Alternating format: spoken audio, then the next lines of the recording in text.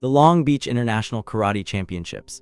Over 3,000 spectators filled the Long Beach Municipal Auditorium, the largest martial arts gathering in American history. The air thick with tiger balm, sweat, and anticipation. Step back, ready stance, and block. 1, 2, and punch. 3, 4, kiai. On the main floor, 6 black belts, practitioners of Shotokan, Shorin-ryu, and Tang Soo Do stood in a semicircle, arms crossed. Their expressions ranged from skeptical curiosity to barely concealed contempt. They had just watched a 23-year-old Chinese man demonstrate something they didn't recognize, something that looked nothing like the precise, formal kata they had spent decades perfecting. "That's not real martial arts," one of them said loud enough for the crowd to hear. "Show us real kung fu." Bruce Lee smiled. What happened in the next 15 seconds would shatter the traditional martial arts establishment in America, launch a revolution in combat philosophy, and create footage that would be analyzed frame by frame for the next 6 decades. This is the story of the moment Bruce Lee stopped being a teacher in Chinatown and became a legend the world couldn't ignore. To understand why this confrontation mattered, you need to understand who Bruce Lee was in August of 1964, and more importantly, who he wasn't. He was not yet a movie star, not yet a cultural icon, not yet the face on a million posters in college dorm rooms. He was a kung fu instructor running a small school in Oakland's Chinatown, teaching a martial art most Americans had never heard of to students who could barely afford his $15 monthly fees. Bruce Lee had arrived in the United States 4 years earlier with $100 in his pocket and a suitcase full of ambition. Born in San Francisco but raised in Hong Kong, he'd spent his teenage years as a street fighter in Kowloon, learning Wing Chun Kung Fu from the legendary IP Man. But Wing Chun, with its rapid-fire chain punches and sticky hand sensitivity training, was considered an obscure Southern Chinese system. In Hong Kong's martial arts hierarchy, it was respected but not revered. In America, it was completely unknown. The martial arts landscape of 1964 America was dominated by Japanese and Korean systems. Karate, judo, and taekwondo had established themselves through military connections. American servicemen returning from post-war Japan and Korea brought back these arts, along with a deep respect for their formal structure. Karate schools in particular emphasized discipline, tradition, and an almost religious adherence to kata, prearranged forms that had been passed down unchanged for generations. This was martial arts as cultural preservation, as moving meditation, as character building. Bruce Lee thought it was mostly bullshit. Not entirely. He respected the conditioning, the mental discipline, the fighting spirit these systems cultivated, but he believed the traditional approach had fossilized combat into museum pieces, beautiful to watch, useless in a real fight. Classical methods like these, which I consider a form of paralysis, only solidify and constrain what was once fluid, he would later write. You cannot learn to swim on land. But in 1964, saying this out loud was heresy. The Long Beach International Karate Championships had been founded just 3 years earlier by Kempo master Ed Parker, a Hawaiian-born martial artist who had trained under William Chow and earned his legitimacy in the traditional Japanese and Okinawan systems. The tournament had become the Super Bowl of American martial arts, a place where the best practitioners from competing styles could demonstrate their skills, win trophies, and earn respect from their peers. It was not a place for unknown Chinese immigrants to challenge the established order. But Ed Parker had seen something in Bruce Lee. The two had met months earlier through mutual connections in the Oakland martial arts community. Parker had watched Lee teach, had felt the shocking speed of his techniques, and recognized immediately that this young man possessed something the American martial arts world had never experienced, a completely different paradigm of combat. Parker invited Lee to give a demonstration at the championships. Not to compete, Lee's art didn't fit into any of the tournament's categories, but to show the martial arts community something new. Lee agreed, but with conditions. He wouldn't perform kata, he wouldn't break boards or bricks, he would demonstrate only functional techniques, the actual methods he used in combat. "I'm not performing," Lee told Parker, "I'm teaching." Parker, to his credit, agreed. The stakes for this moment were higher than anyone in that auditorium realized. For Bruce Lee personally, this was his first major platform in America.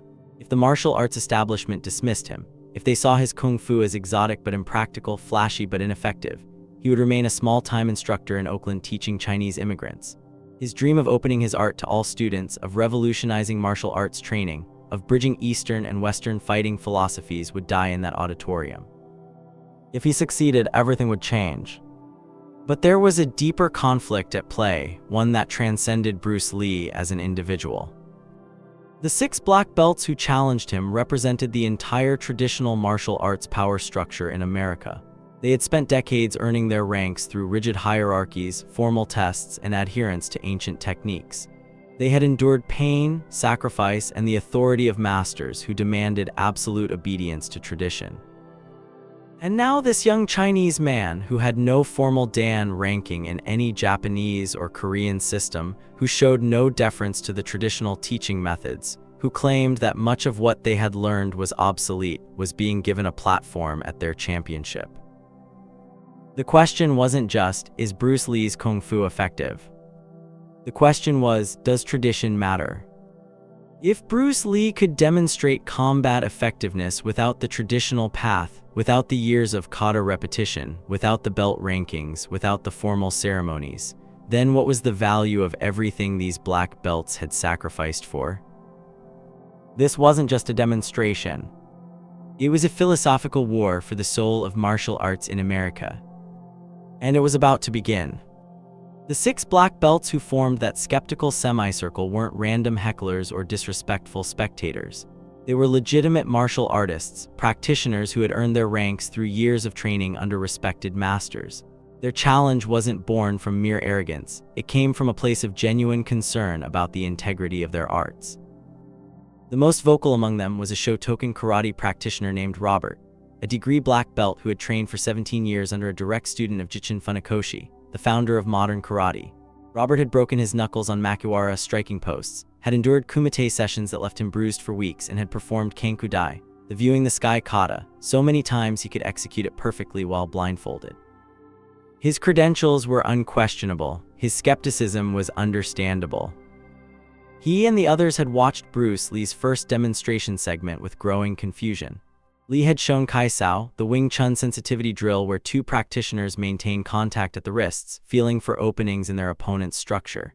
To the traditionalists, it looked like hand slapping. It appeared to have no kata, no formal stance work, no visible power generation.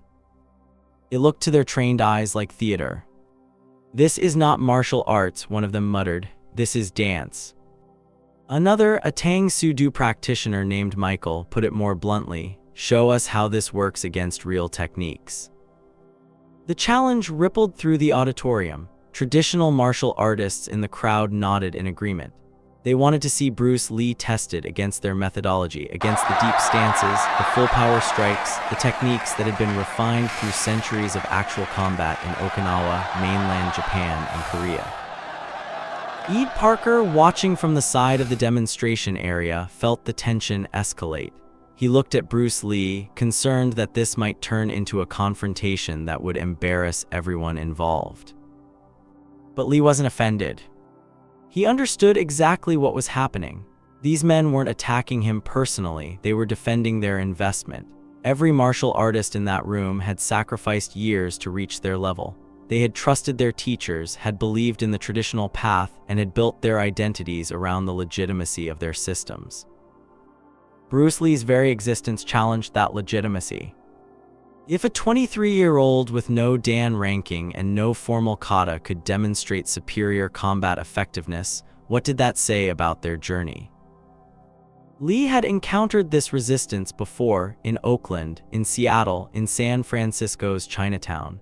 Traditional Chinese masters had already branded him a traitor for teaching non-Chinese students. Traditional Japanese and Korean practitioners considered him an outsider with no respect for lineage or hierarchy. But Lee had a secret weapon, one he had been developing for years through thousands of hours of training, sparring, and brutal self-analysis. He had truth on his side. What Bruce Lee understood, and what the traditional martial arts world was only beginning to grasp, was that martial arts had become disconnected from its original purpose. The classical man is just a bundle of routine, ideas, and tradition, Lee would later explain. When you follow the classical pattern, you are understanding the routine, the tradition, the shadow. You are not understanding yourself. This wasn't just philosophy for Lee, it was combat methodology. Traditional martial arts, particularly as they had evolved in Japan and Korea during peacetime, had become primarily educational and cultural institutions. Kata, the prearranged forms that formed the foundation of karate training, had been designed partly for combat application but also for transmitting techniques in an era before video, for conditioning the body, and for preserving tradition across generations. The problem, as Lee saw it, was that martial artists had begun to confuse the map for the territory.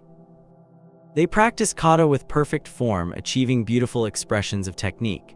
But when actual fighting occurred, the chaotic, aggressive, unpredictable violence of real combat, these perfect forms often collapsed. The deep stances became unstable. The chambered, fully retracted punches became too slow. The formal blocks proved inefficient against rapid combinations. Lee had discovered this through direct experience. In Hong Kong, he had fought in rooftop Bamo matches, no-rules challenges between rival schools.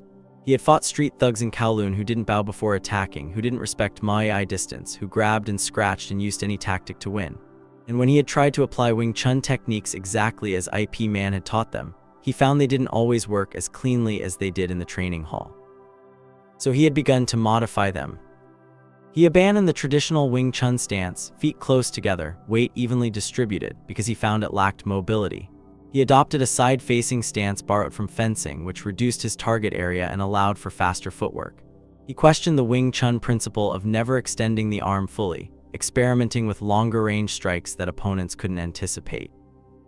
His teachers in Hong Kong were horrified. "That's not Wing Chun," they told him. "I don't care what it's called," Lee replied. "Does it work?" This became his central question: does it work?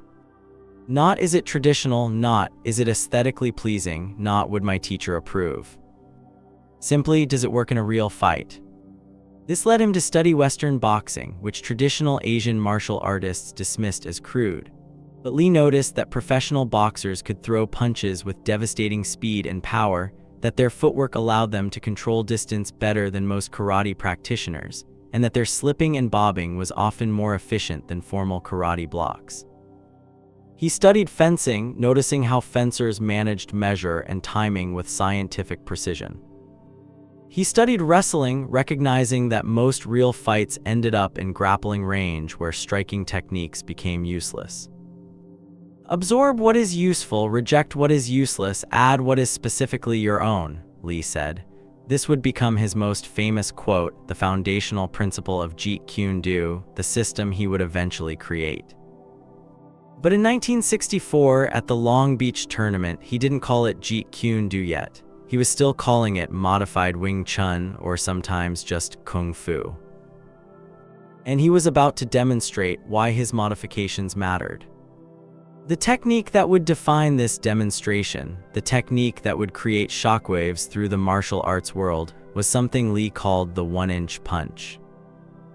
Traditional martial arts emphasized full extension power generation. Karate practitioners trained to generate force through the entire body, rotation of the hips, torque through the torso, extension of the shoulder, snap of the elbow, connection through the knuckles. This created devastating power, but it required distance and telegraphing. You could see a karate punch coming. Lee had become obsessed with the problem of power generation at close range, the range where real fights actually occurred, where two people were too close for formal techniques, where grappling and chaos dominated. Wing Chun had an answer, inch force, or fa jiang in Chinese martial arts terminology. The principle was that power didn't come from muscular strength or distance traveled. It came from body structure, timing, and the ability to deliver force as a unified shockwave rather than as muscular push. Lee had spent thousands of hours developing this skill. He trained with specialized equipment. A heavy bag hung just inches from a wall so he could practice generating power with minimal movement. He studied physics, reading texts on kinetic energy transfer and elastic collision. He practiced on partners, learning to feel when his body structure was perfectly aligned to deliver maximum force. The result was a punch that looked impossible. Lee could place his fist 1 inch from a person's chest with his arm already extended, with no chambering, with no wind-up, and generate enough force to knock a grown man backwards several feet. It violated everything traditional martial artists understood about power generation. The punch doesn't come from the arm, Lee explained to his students. It comes from the ground, through the legs, through the hips, through the structure of the entire body, and releases at the point of contact. The arm is just the delivery system. But explaining it and proving it were two different things. The 6 black belts wanted proof. Ed Parker stepped forward, attempting to mediate. "Gentlemen, Mr. Lee is here as a guest, demonstrating a different approach too." "We don't want explanation," Robert interrupted, his voice firm but not hostile. "We want demonstration. Show us how Kung Fu works against karate." A murmur rippled through the 3,000 spectators. This was no longer a scheduled demonstration. It was becoming a challenge match, something that could easily turn into a disaster for everyone involved. Tournament challenges were dangerous territory. If they turned into actual fights, someone could get seriously hurt. If they remained theoretical, they proved nothing. And if Bruce Lee declined, he would be branded as all talk, a teacher who couldn't perform under pressure. Lee looked at the 6 men, then at Ed Parker, then at his student and friend James Lee, no relation, who had accompanied him from Oakland. James Lee shook his head slightly, a warning, "Don't do this, nothing to gain." But Bruce Lee had already made his decision. "I'll need a volunteer," Lee said calmly. His English carried a noticeable Cantonese accent, but his tone was clear and confident. "Someone to demonstrate on, someone who won't move, who will stand still and let me show the technique. Then afterward, if anyone wants to test whether it works when they're resisting, we can try that too." The gymnasium went silent. This was the moment. Lee wasn't just agreeing to demonstrate, he was agreeing to be tested. He was putting his reputation, his art, and his philosophy on the line in front of the largest martial arts gathering in American history. Robert stepped forward. "I'll volunteer." Lee shook his head. "You're the challenger. It should be someone neutral, someone the crowd trusts." Ed Parker made a quick decision. "Bob Baker, where's Bob?" Bob Baker was a well-known martial artist in the Southern California circuit, a judo and karate practitioner, 200 pounds of muscle, respected by all the different schools. He was demonstrating later that day and was sitting in the front row of the audience. Parker called him up. Baker, looking somewhat bewildered but game, stepped onto the demonstration floor. He was substantially larger than Bruce Lee, who weighed about 135 pounds at the time and stood 5'7". The visual contrast was striking. Baker looked like he could break Lee in half. Lee asked Baker to stand naturally, feet shoulder-width apart, and to hold a training pad against his chest. Baker complied, holding the thick pad with both hands pressed against his sternum. "I'm going to push him," Lee explained to the crowd, his voice carrying through the suddenly quiet auditorium. "Just push, nothing fancy, but I want you to watch carefully how the force transfers." He positioned himself close to Baker, so close there was barely any space between them. He extended his right arm until his fist was approximately 1 inch from the pad Baker was holding. The 6 black belts watched intently, arms still crossed, skepticism still evident on their faces. Someone in the crowd shouted, "You can't generate power from there." Lee smiled again, that smile not arrogant, not mocking, just confident. "Watch," he said. Robert, the Shotokan practitioner, called out loud enough for everyone to hear, "This is what we mean, real Kung Fu or just pushing practice?" The other black belts nodded in agreement. One of them added, "Show us real Kung Fu, show us combat, this doesn't prove anything." The challenge hung in the air, sharp and clear. 3,000 spectators held their breath.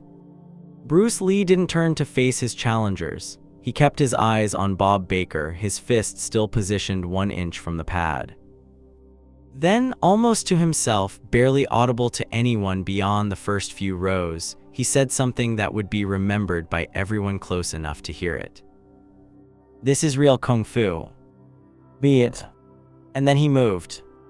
What happened next occurred in approximately 1/5 of a second, faster than human perception can cleanly register, faster than the eye can track discrete motion. But everyone saw the result. Bruce Lee's fist traveled perhaps 2 inches forward, a movement so small it looked like a twitch. There was no wind-up, no chambering of the arm, no visible rotation of the hips or shoulders. To observers unfamiliar with internal power generation, it looked like he had simply tensed his arm. The sound came first, a sharp thwack as Lee's fist connected with the pad, a sound that didn't match the minimal visible movement. Then Bob Baker moved. Not stumbled, not pushed, moved. Baker, all 200 pounds of him, was propelled backward as if he had been hit by a linebacker. His feet left the ground for a fraction of a second. He traveled approximately 5 feet before losing his balance completely and falling into a chair that had been set up behind the demonstration area, which then tipped over backward, sending Baker sprawling onto the floor. The auditorium erupted. 3,000 people began talking simultaneously, some shouting, some laughing in disbelief, some demanding to see it again. The 6 black belts uncrossed their arms, their expressions transformed from skepticism to shock. Bob Baker lay on the ground for a moment, not hurt but clearly stunned. When he got to his feet, he was breathing hard, pressing his hand against his chest where the pad had been. "What the hell was that?" he asked, his voice carrying a mix of confusion and genuine awe. Ed Parker grabbed Lee's arm. "Do it again, they need to see it again." But the 6 black belts were already moving forward, no longer challengers but students, their body language completely changed. "How?" Robert asked, the hostility gone from his voice. "How is that possible?" Lee, still calm, explained, "Power doesn't come from distance. It comes from structure, timing, and the ability to deliver your entire body weight as a unified force. The punch isn't the arm, the punch is the whole body." "Show me again," Robert said. It wasn't a challenge anymore, it was a request. Lee nodded. For the next 12 minutes, he repeated the demonstration multiple times, using different volunteers. Each time, the result was the same. Grown men, including several of the challenging black belts, were knocked backward by a punch that traveled barely 2 inches. But Lee didn't stop there. Because the real lesson, the real demonstration of real Kung Fu, wasn't just the 1-inch punch, it was what came next. Now Lee said, "I'll show you speed." He asked one of the black belts to throw a punch at him, a full power, full extension reverse punch, the fundamental attack of karate. The black belt, a second-degree Shorin-ryu practitioner, complied, launching a textbook Gyakuzuki straight at Lee's face. Lee's response was invisible. By the time the karate practitioner's punch was halfway to its target, Lee had already slipped to the outside angle, trapped the extended arm with his lead hand, and delivered 4 rapid-fire chain punches to the practitioner's centerline, punches that stopped a fraction of an inch from actual contact, but that clearly would have landed with fight-ending force. The entire counter-sequence took perhaps 0.8 of a second. Again, Lee said. They repeated the exchange 5 times. Each time, Lee's counter was faster than human perception could track. The audience saw the karate practitioner throw his punch, then they saw him frozen in place with Lee's hands already at his throat or solar plexus, but the transition between the 2 positions was literally invisible. Someone in the crowd shouted, "Can we see that in slow motion?" The entire auditorium laughed, releasing the tension. But Lee wasn't done. "The problem with traditional training," he explained, now in full teaching mode, addressing the entire audience rather than just the 6 challengers, "is that it prepares you for the fight you imagine, not the fight that happens. Real combat is chaos. It's fast, it's close, and it doesn't care about your perfect form." He invited all 6 black belts to attack him together, not full contact, but to demonstrate defensive technique against multiple opponents. For the next several minutes, Bruce Lee moved through 6 attacking black belts like water flowing around stones. He didn't block in the traditional sense. He redirected, angled, and used their own momentum against them. He demonstrated trapping techniques that immobilized 2 attackers simultaneously.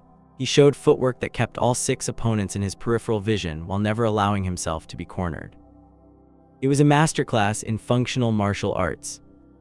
By the end, the 6 challengers were laughing, exhausted, and completely converted.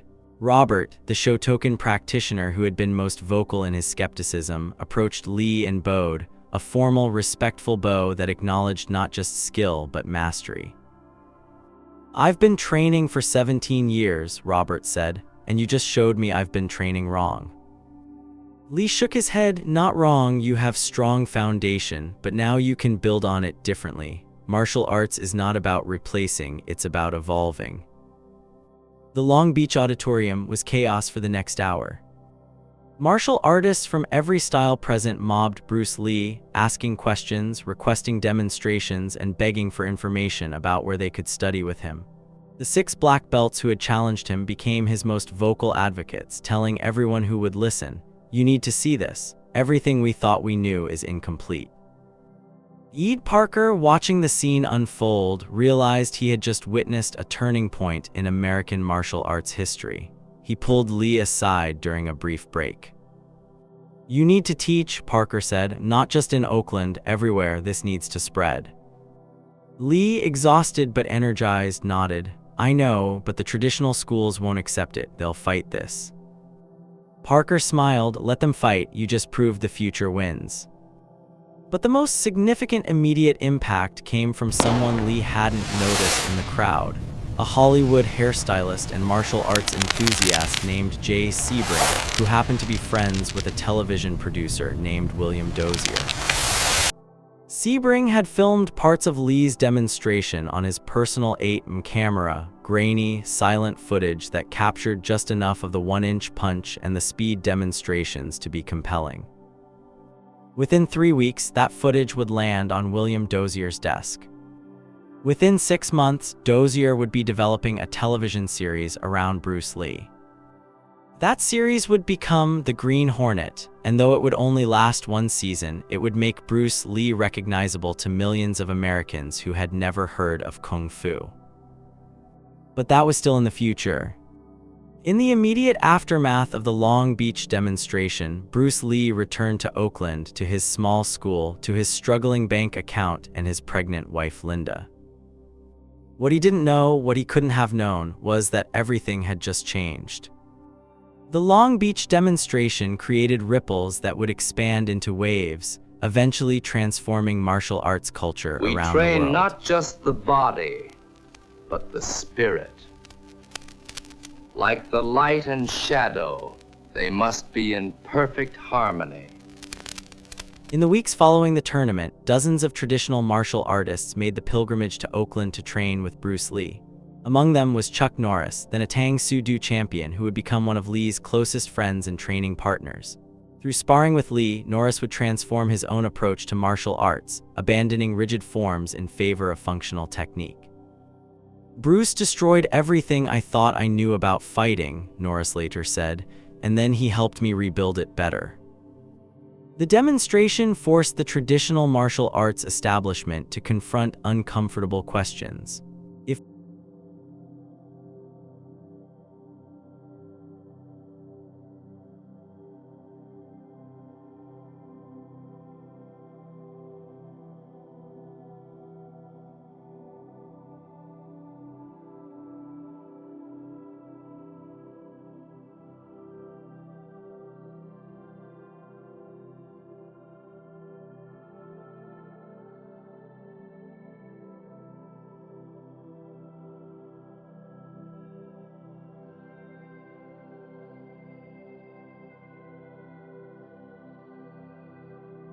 Bruce Lee could demonstrate superior combat effectiveness without years of kata practice, without formal rankings, without adherence to rigid tradition, what was the value of the traditional path? Some masters doubled down, insisting that Lee's approach was a dangerous shortcut that sacrificed spiritual development and character building for mere physical technique. They argued that martial arts was about more than fighting. It was about discipline, respect, and cultural preservation. They weren't entirely wrong. But others recognized that Lee had exposed a critical weakness. Many traditional schools had become so focused on preserving tradition that they had forgotten tradition's original purpose, producing effective warriors. The debate continues to this day. But the practical impact was undeniable. Within 5 years of the Long Beach demonstration, Kung Fu schools began opening across America. Within 10 years, hybrid martial arts systems incorporating boxing, wrestling, and Asian arts became common. Within 30 years, mixed martial arts emerged as the dominant competitive combat sport, built entirely on Lee's core principle: absorb what is useful, reject what is useless. Bruce Lee didn't live to see most of this impact.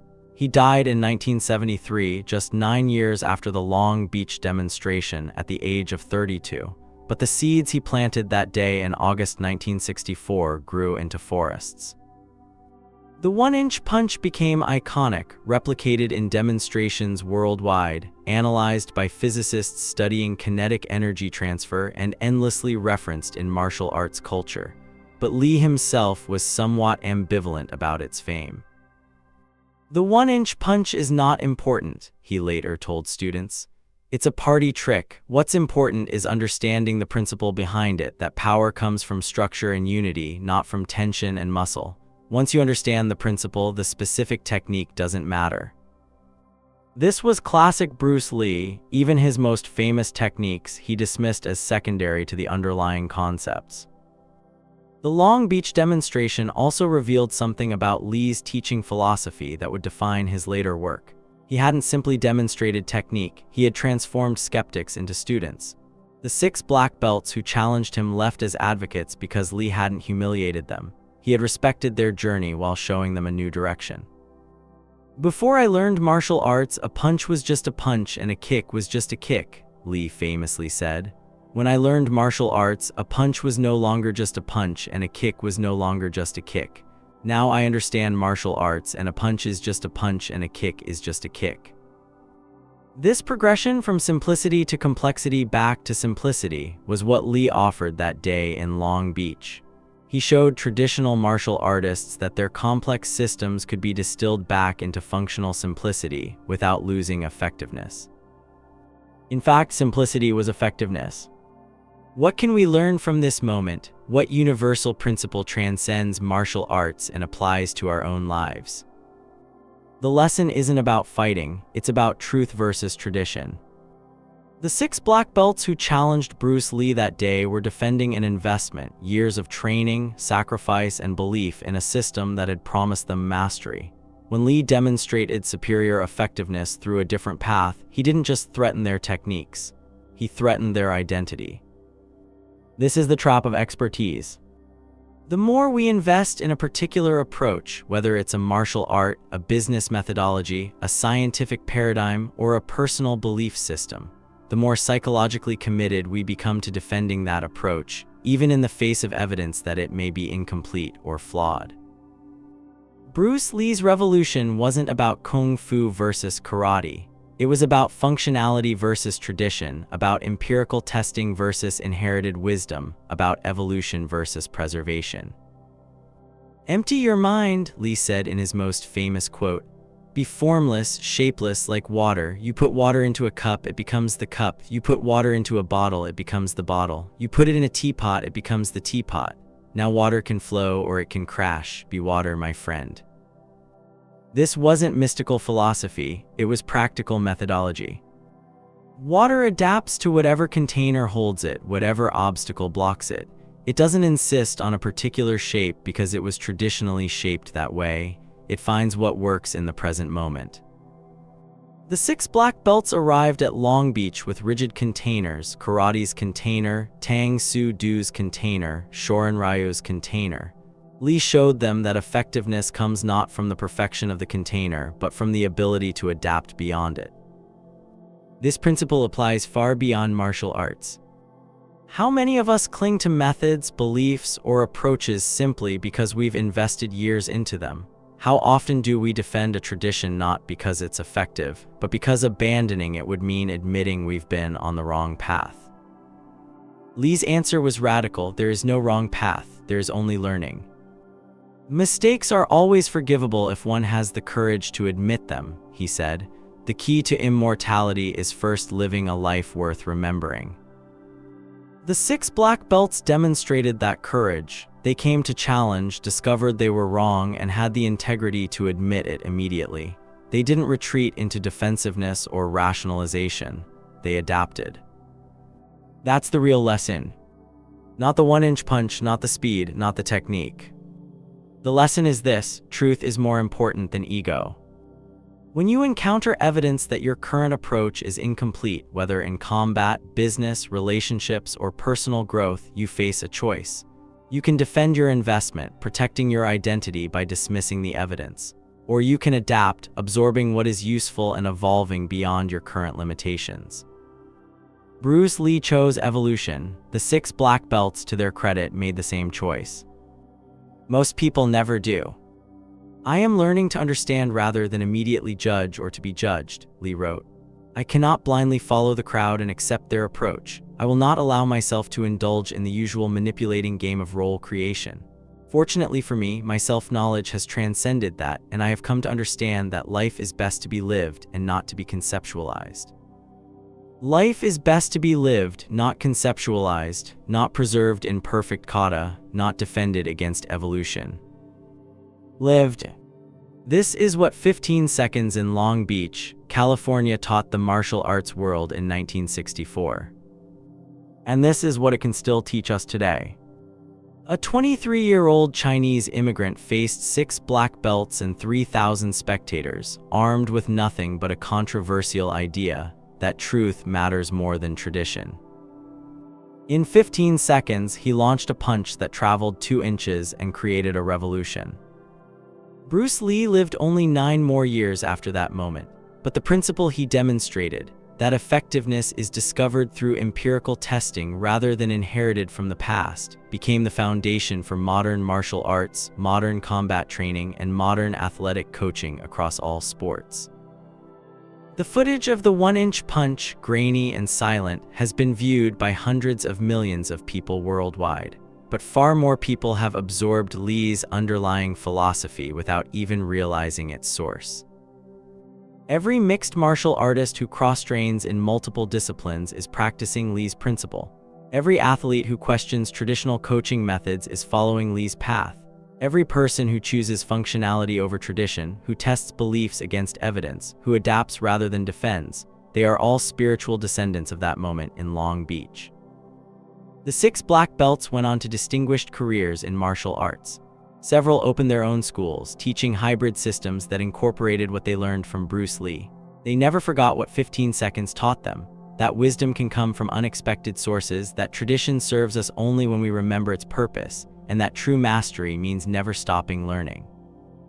Bruce Lee became an icon, a movie star, a philosopher, and eventually a legend whose image transcends the art he practiced. But before all of that, he was a teacher willing to be tested. The lesson remains. What would you have done? Would you have had the courage to challenge, or the wisdom to adapt when proven wrong? The answer defines what you become.